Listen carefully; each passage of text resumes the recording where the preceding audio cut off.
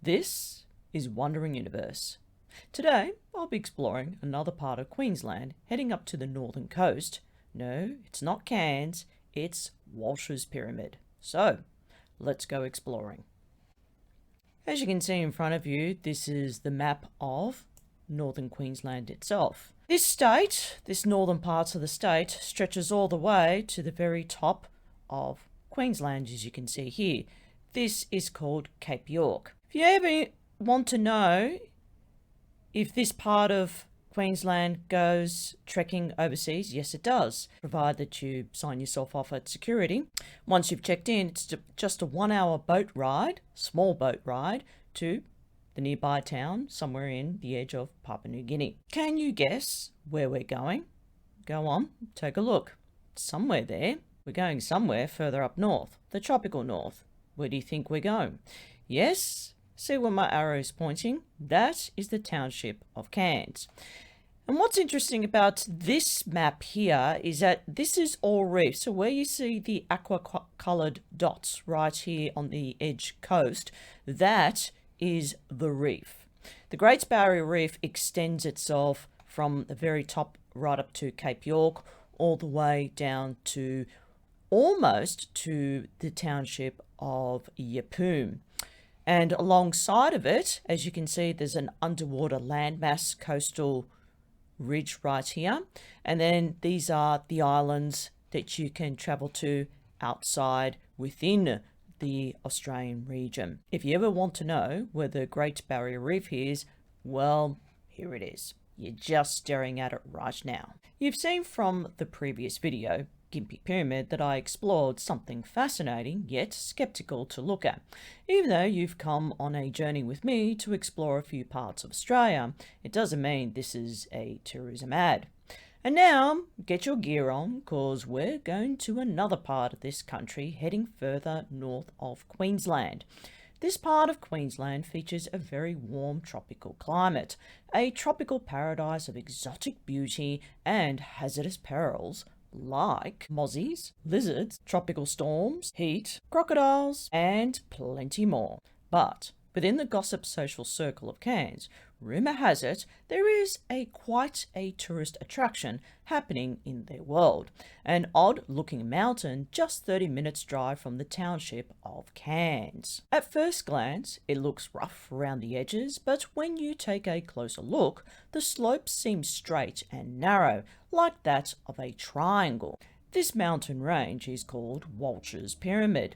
It was named after the Australian politician William Henry Walsh in the 1870s. According to the locals, he was referred to as a very nasty real piece of work. If that were the case, why on earth was this very mountain named after him?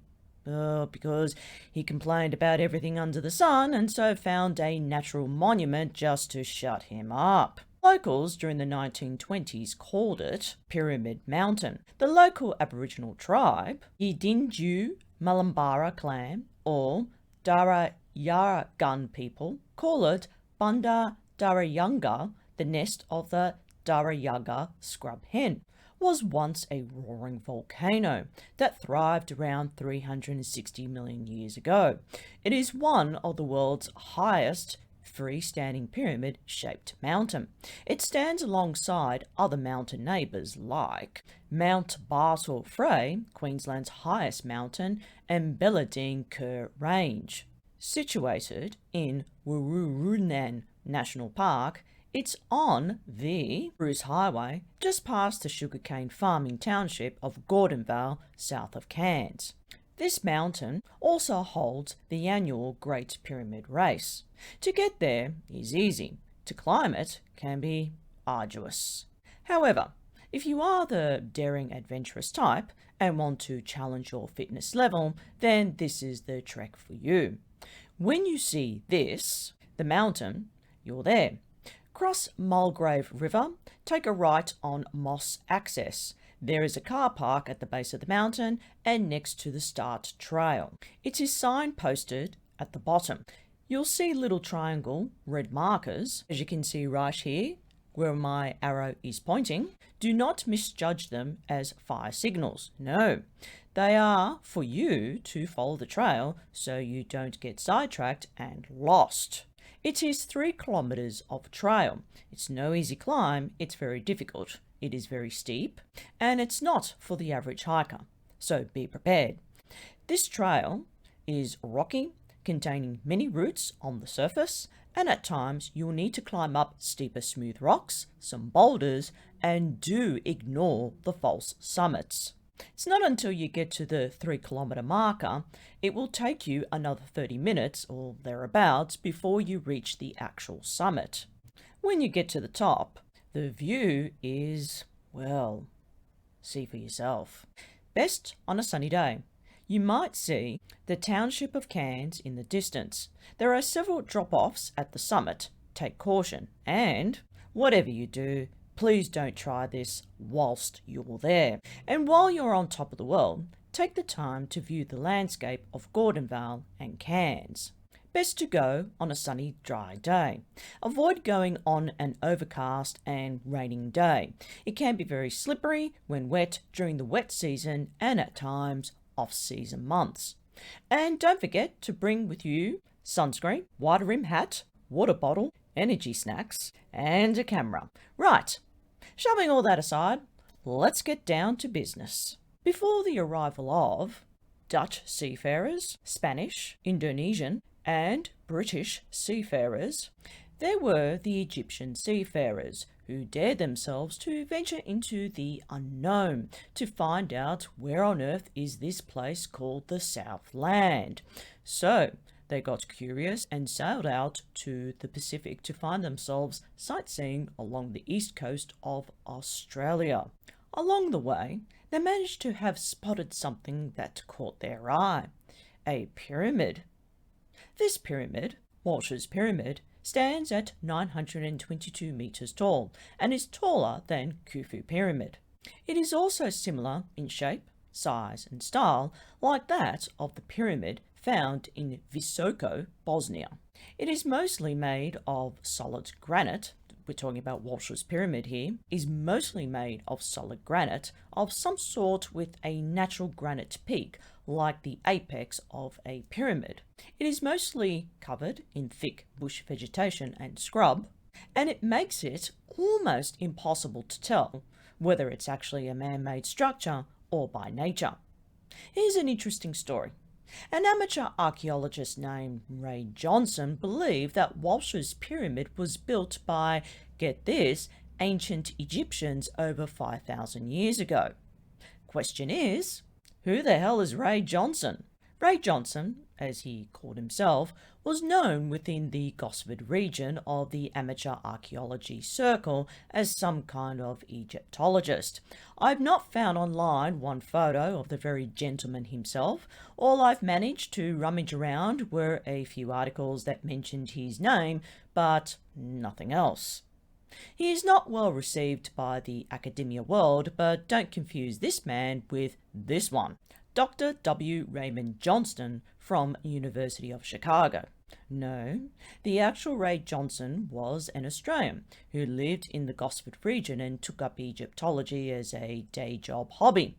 He became quite acquainted in the community for his interpretation of the Gosford Glyphs a few years before he passed away in 2004.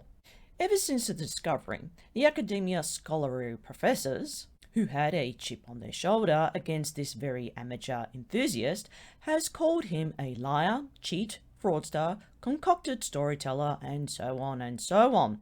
Great way to build a fine rapport amongst friends. Not yet. Ray Johnson, the Australian, may have been onto something. Even though he had very little experience on interpreting hieroglyphs, royal lineage of the ancient Egyptian kings, he still had a rough idea how to read them without opening the hieroglyphs dictionary.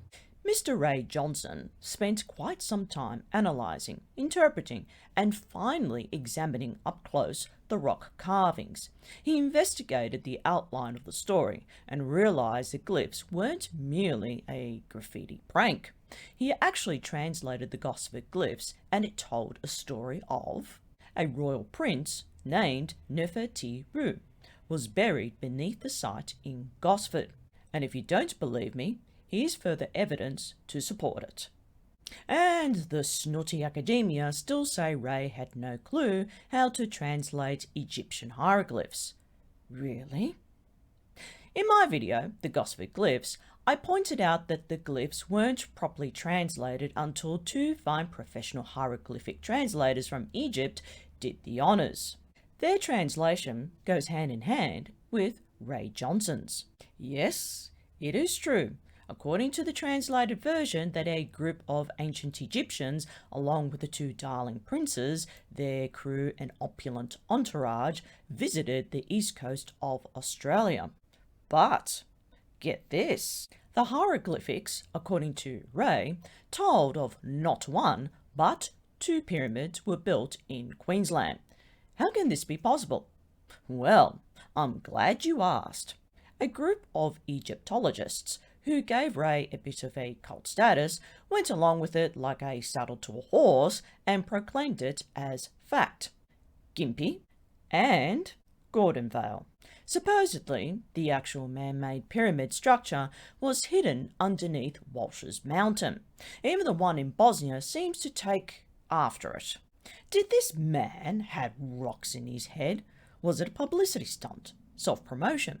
Build a big name for himself? Who knows? To sum up his unusual theory, Ray said these ancient Egyptians had arrived along Cape York about 3000 BC. After a sightseeing trip to Queensland, they made their way down to Gospel Coast. Now, it doesn't seem these Egyptians actually built them. It was simply a profound discovery by the two princes or their crew. That's all. And to indicate this, see where my arrow is pointing? There's one triangle pyramid right there. See where the wavy lines are? That's one there. And this is another pyramid, but it's slightly tilted to one side. Could it be that this is how Ray Johnson interpreted it as? We'll find out.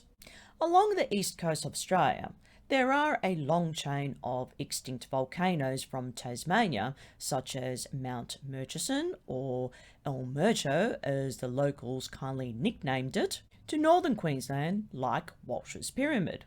There are similar markings in Woy Woy, New South Wales Central Coast, describing a mountain exactly like Walsh's Pyramid. According to this photo, does this seem like an actual Egyptian person, an ancient Egyptian person to you? See the headdress right at the top here? Some sort of headdress there, some sort of utility belt, something carrying beside it, I don't know what, is carrying some sort of object on its one part of the hand and another object on the other part of the hand. So it seems there must be some sort of evidence, some sort of profound evidence to suggest that the ancient royal Egyptians or their crew or one of their sailors did stop by on the edge of Gosford or Woy Woy and explored the Central Coast area. And it could be possible they did the same similar trek up in northern Queensland to Gympie Pyramid, and also probably just sailed in to the inlet that connected to a river channel that went near Walsh's Pyramid. So it could be possible that the Aborigines are suggesting that this may be the only photographic evidence, as I say, photographic evidence to suggest that they have been visited by these foreign people from another land on the other side of the planet. Could this be so? So, you must be wondering, were there any artifacts found at Walsh's Pyramid? Human remains of a buried prince, a burial tomb, any Egyptian hieroglyphs etched in stone at Walsh's Pyramid? Anything? So far, absolutely nothing. But this isn't the end of the story. There was, however, one artifact supposedly found in the area of Gordonvale. A bronze coin minted in the era of Ptolemy IV from 221 to 204 BC was found by a farmer digging a post hole while somewhere in a northern Queensland rainforest, possibly near Gordonvale sugarcane farming area, by a curious gentleman named Mr. Andrew Henderson. Unfortunately, this coin was passed down to someone he had forgotten. Then it was passed down to a neighbour's son named Hank Gilmore. Then he passed it down to the Cairns Museum. What's also quite intriguing is that this trail, or similar to this in the photograph, Mr. Henderson's land trail, was once used for gold prospecting. But another historian has debunked the find, simply putting it as a hoax once again. I think I should get $1 for every time I mention that word in these videos. Anyhow, that coin was dropped by a miner during the 19th century. Australia, believe it or not, had a vast majority of volcanic activity over millions upon millions years ago, mostly along the eastern coast. As you can see here in this illustration in front of you, most are extinct as the continent is too thick for any eruption anytime soon. The hotspots are ancient volcanoes of 1,240 miles beneath the surface of the core mantle boundary, as you can see through on the red dots right there. It is far from the tectonic plates boundaries. 15 in all are extinct and have formed mountains, so as you can see in the yellow dots right there. All were formed 33 million years ago. There was an eruption in Mount Gambier over the Victorian border in South Australia around 5,000 years ago. How interesting, including Mount Shake somewhere in South Australia. Before I come to nearing the end of the video, I'm going to show a few photos I've actually found online that I've researched about the actual geometry of Walshs Pyramid. Now, I want you to take a closer look. This is the actual peak. The peak is not straight. It doesn't have a perfect pointy top, and it's not smooth. It doesn't have a smooth surface because it's covered in trees, forests, shrubs, grasses, and other vegetation. And as you can see, there's another hill right here, so another hump right there. And then, as you can see here, it slants down, slopes down right here, quite straight. The other side isn't so straight. That's because of the differentiation of the size of trees that have grown right on the edge here. There is a granite surface there and even here, so mostly this mountain is made of some sort of granite rock. I'm not sure because there's many different types around the world that you can find, especially in Egypt. However, in Australia, we do have many different types of granite rock. And as you know, granite rock is very hard to cut, it is very hard to work with, and it's not easy to carry and transport to an actual building site. So this pyramid here, or naturally formed pyramid shape here, is suggesting to you that it's not exactly have an outer smooth surface like the Khufu pyramid and the other two pyramids in Egypt. I'm just showing you the other side of the mountain itself. So once again, that's one part of the apex. There's another part of the apex on the other side of the mountain. And as you can see, it's not perfectly straight, the outline of this slope going downhill right here. This is the apex part of Walshs Pyramid, as you can see in front of you. And see how rugged it is? It's very uneven. The surface is very rough. It's very uneven and it's rounded as well. So the surface, the granite rock surface, when you're there, can be deceptively very, very smooth, but it's also uneven. So it seems to me that it looks like it's not man-made. If it were man-made, you would see a huge difference between the ones in Egypt and Walshs Pyramid if you compared the two. This is a drone footage of the very top summit of Walsh's Pyramid. So as you can see, what I'm trying to show you here is that the summit peak is not a very straight apex triangle. It is very rugged, it is uneven. As you can see, there's a crack right here on the granite surface, and it's like it's got a lot of boulders edging at the top right there, as you can see. And there seems to be some sort of cave in the middle down there. Now, I doubt that would be the interior passageway that leads down to an inner chamber beneath Walsh's Pyramid. I don't think so. I don't think the sailors, the mariners, and the Egyptian prince would have trekked all the way up to the summit in order to bury his brother inside there. But I could be wrong. However, if you have a look how rough it is, how uneven it is on the outside edge of this summit, it's definitely not man-made structure. It would be obvious if it were from a distance. It may look like it, but when you get up close and when you get to the top, it's actually not man-made.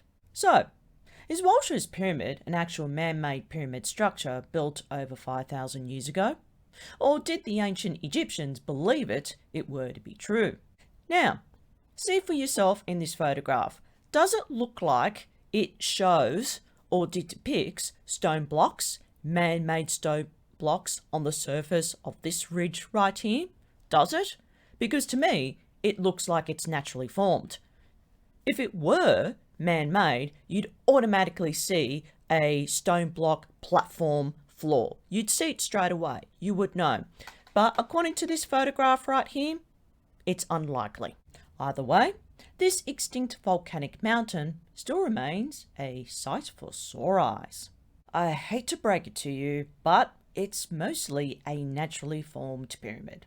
Sure, the ancient Egyptian seafarers thought their predecessors built it to please Amun-Ra, but the reality is there are no straight angles, no stone blocks, no constructed apex, no doorways, no passages leading to an interior chamber, no hieroglyphs, no causeways, and no rivers, streams, or lakes channeling underneath this very mountain.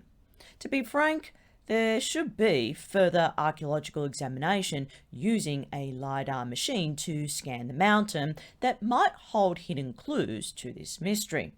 Other than that, show's over. This isn't it. Walsh's Pyramid is just that, a phenomenally natural pyramid-shaped formation. Nice work, nature. In the next video, I'll be exploring a new place far away on the other side of the planet, the city of Petra. That's all for now.